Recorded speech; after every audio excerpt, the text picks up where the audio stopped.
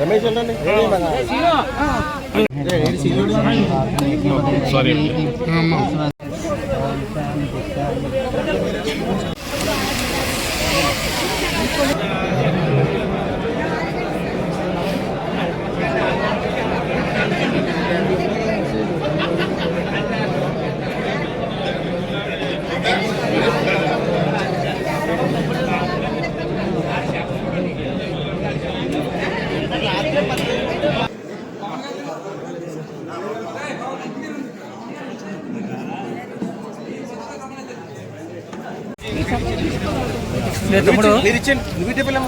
NDA కూటమి తరపున ముఖ్యమంత్రి అయిన రోజు నుంచి కూడా ప్రతిపక్షంలో ఉన్నప్పుడు కూడా ఎట్టి పరిస్థితుల్లోని కూడా విద్యుత్తుకు సంబంధించిన ఛార్జీలు పెంచబోమని చెప్పి ఆ రోజు కూడా మేమందరం కూడా మాట ఇచ్చాము.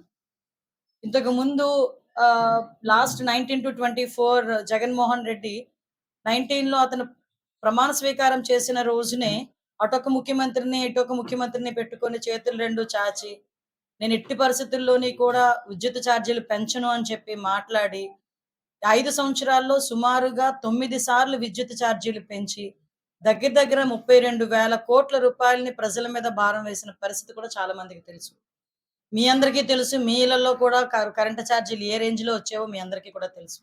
మీరందరూ బాధపడడంతో పాటు ప్రజలందరూ కూడా బయటకు వచ్చి మేము ఎలక్షన్ క్యాన్వాసింగ్ లో వెళ్ళేటప్పుడు కానీ ప్రతిపక్షంలో పోరాటాలు చేసేటప్పుడు కానీ మా అందరికీ కూడా చెప్పిన సందర్భం.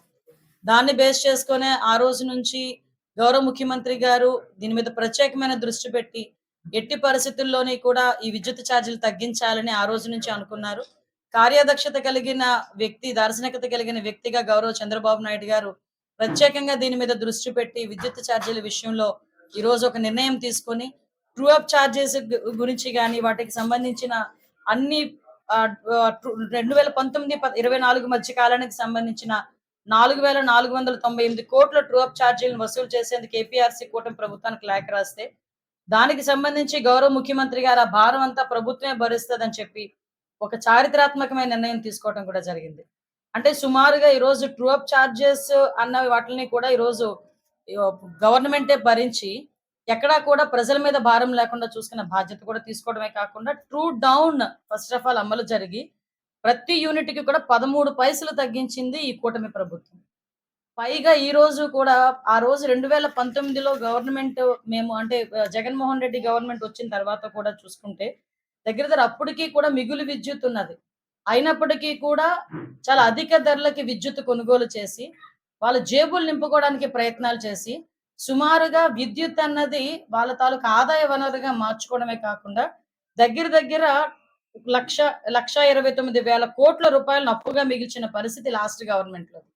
మళ్ళా తిరిగి ఈరోజు వీటి మీద ప్రత్యేకమైన దృష్టి పెట్టి గౌరవ విద్యుత్ శాఖ మంత్రి గుట్టుపాటి రవికుమార్ గారు, అదేవిధంగా గౌరవ ముఖ్యమంత్రి గారు, అదేవిధంగా గౌరవ ఉప ముఖ్యమంత్రి గారు వీళ్ళందరూ కూడా ప్రత్యేకమైన దృష్టి పెట్టడమే కాకుండా నారా లోకేష్ గారు అందరూ కూడా ప్రత్యేకమైన దృష్టి పెట్టి విద్యుత్ ఛార్జీలు ఎట్టి పరిస్థితులను పెంచబోమని మేము ఏదైతే మాట ఇచ్చామో దానికి ఈరోజు కట్టుబడి ఉండడమే కాకుండా యూనిట్ ఛార్జీలను 13 పైసలు తగ్గించిన ఘనత కూడా ఈరోజు ఎన్డీఏ కూటమి ప్రభుత్వాన్ని.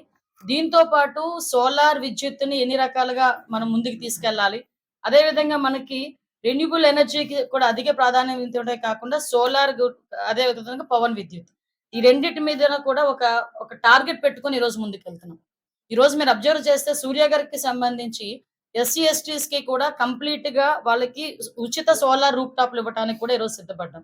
వాటితో పాటు బీసీ వర్గాలకి కేంద్రం ఇచ్చిన సబ్సిడీతో పాటు ఇంకొక 20,000 రూపీస్ ఎక్స్ట్రా ఈ రోజు స్టేట్ గవర్నమెంట్ ఇచ్చే పరిస్థితి కూడా కనిపిస్తుంది. ఎందుకంటే ఇంకొక విషయం ఏంటంటే ఎవరైతే సోలార్ యూజ్ చేస్తారో వాళ్ళు వాళ్ళ ఇంటికి సంబంధించిన విద్యుత్ వాడుకోవడమే కాకుండా ఇంకా వాళ్ళ దగ్గర మిగిలింటే గనక ఆ మిగిలిన విద్యుత్తుని తిరిగి గవర్నమెంట్ కి వాళ్ళు సేల్ చేసుకోవచ్చు. మళ్ళీ తిరిగి యూనిట్ ఛార్జెస్ కూడా వాళ్ళకి ఇంత యూనిట్ ఛార్జ్ కూడా వాళ్ళకి వచ్చే పరిస్థితి కనిపిస్తుంది. అంటే ఒక దార్శకత కలిగిన నాయకుడుగా గౌరవ ముఖ్యమంత్రి గారు చేసిన ప్రతి పని కూడా ఈరోజు ప్రజల అభిష్టం మేరకు ప్రజల అభివృద్ధికి దిశగా ఈ రోజు ముందుకెళ్లే పరిస్థితి కాదు. ఎన్డీఏ కూటమి ₹4.70 ఈ రోజు మేము తీసుకుంటున్నాం. అది కూడా ఆక్వాకి సంబంధించి ఇంతకు ముందు రూ. 3.50 వసూలు చేసేవారు ఆ యూనిట్‌కి ఆక్వా రైతులకి. ఇప్పుడు మేము దాన్ని తగ్గించి అప్పుడు ఆక్వా రైతులందరూ చేతులెత్తేసారు మీకు తెలుసు. ఇంక ఆక్వా రంగం అంతా కుదేలైపోయింది. ఆక్వా రంగంలో మేమెవరు ఏం చేసుకోలేమన్న పరిస్థితి నుంచి ఈరోజు ఆక్వా రంగానికి సంబంధించి యూనిట్‌కి రూపాయి 50 తగ్గించి ఈరోజు మళ్ళా మేము వాళ్ళకందరికీ కూడా ఊరటనిచ్చిన పరిస్థితి కూడా మీ అందరికీ గుర్తు చేయాలి. సో, ఆ విషయం మర్చిపోయానని మళ్ళా మీ దగ్గరికొచ్చాను. అంతే. తరపున పాయకరావుపేట నియోజకవర్గ ప్రజలందరి తరపున నేను ధన్యవాదాలు తెలియజేసుకుంటున్నా. ఎప్పటినుంచో పాయకరావుపేట అదేవిధంగా ఈ నక్కపల్లి ఇటువైపు ఉన్న వాళ్ళందరికీ ఒక కల రెవెన్యూ డివిజన్ అన్నది. ఆ రెవెన్యూ డివిజన్ అన్నది పెద్ద మనసు చేసుకొని ఇక్కడ ఇండస్ట్రియలైజేషన్స్ జరుగుతున్నాయి. ఫర్దర్‌గా ఇక్కడ అవసరం అనే ఉద్దేశంతో అందరికీ మిడ్ పాయింట్ అండ్ అడ్ రోడ్ జంక్షన్‌ని సార్ కూడా అడ్ రోడ్ జంక్షన్ అనేసరికి చాలా అదే అడ్ రోడ్ జంక్షనే ఉండాలి. అది అందరికీ కూడా మిడ్ పాయింట్. ఆ జంక్షన్ అడ్ రోడ్ జంక్షన్ అనే పెట్టండి రెవెన్యూ డివిజన్ అని చెప్పి సార్ కూడా సజెస్ట్ చేసి ఈరోజు ఒక మంచి ప్రయారిటీ ఇచ్చి అడ్ రోడ్ జంక్షన్‌ని ఒక రెవెన్యూ డివిజన్‌గా మార్చినందుకు ప్రత్యేకంగా గౌరవ ముఖ్యమంత్రి గారికి ధన్యవాదాలు తెలియజేసుకుంటున్నాం. మీరు చూస్తున్నారు ఈరోజు పాయకరావుపేట నియోజకవర్గం అన్ని రంగాల్లోని కూడా అభివృద్ధి పదంలో ముందుకు వెళ్ళటం. ఒక పక్క అభివృద్ధిలోనైతే ఆర్&బి డిపార్ట్మెంట్‌కి సంబంధించి దగ్గర దగ్గర 30 కోట్ల రూపాయలు ఈరోజు ఆర్&బి డిపార్ట్మెంట్‌కి ఓన్లీ రోడ్లు కాక ఇప్పుడు అడ్ రోడ్ నుంచి నర్సీపట్నం రోడ్ ఎప్పటినుంచో కల అందరికీ కూడా. నేను కూడా దాని మీద పాదయాత్ర చేశాను. కాకపోతే కొంచెం టెక్నికల్ ఇష్యూ వల్ల ఈ లేట్ అయింది. ఆ లేట్‌కైతే నేను ప్రజలను క్షమించమని అడుగుతున్నా. ఎందుకంటే ఆ రోజు నేను వచ్చిన వెంటనే వేయిస్తానని చెప్పా. ఫాలో అప్ చేసుకున్నాము. కానీ ఈరోజు మళ్ళా తిరిగి ఆ రోడ్డే ఎంచుకుంటున్నాం. ఒకటే మేము మాట ఇచ్చామంటే మాట తప్పు. దాన్ని బేస్ చేసుకొని ఈరోజు ఎక్కడెక్కడ ఈరోజు సిహెచ్ఎల్‌పురం నుంచి జానకీపేట మనకి తీనార్ల వరకు రోడ్డు కూడా ఈరోజు శంకుస్థాపన చేసుకున్నాం. దార్లపూడి నుంచి లోపలికి రోడ్డు కూడా శంకుస్థాపన చేసుకున్నాం. ఇంకా చూస్తే పంచాయతీరాజ్ డిపార్ట్మెంట్‌కి సంబంధించి రీసెంట్‌గా నేను లాస్ట్ ఇయర్ కూడా చెప్పట్లే మొన్న ఇయర్‌కి సంబంధించి మొన్న మళ్ళా గ్రాంట్‌లో 20 కోట్ల రూపాయలు గౌరవ ఉప ముఖ్యమంత్రి పవన్ కళ్యాణ్ గారు ఇవ్వటం. సో, అన్ని రంగాల్లోని కూడా అన్ని రకాలుగా కూడా అన్ని విభాగాల్లోని కూడా అభివృద్ధి పదం వైపు ముందుకు తీసుకెళ్ళటానికి నా శాయశక్తులా నేను కృషి చేస్తున్నా. దీనికి నా నా అందరి డిపార్ట్మెంట్ వాళ్ళు కూడా సహకరిస్తున్నందుకు ధన్యవాదాలు తెలియజేస్తున్నాను.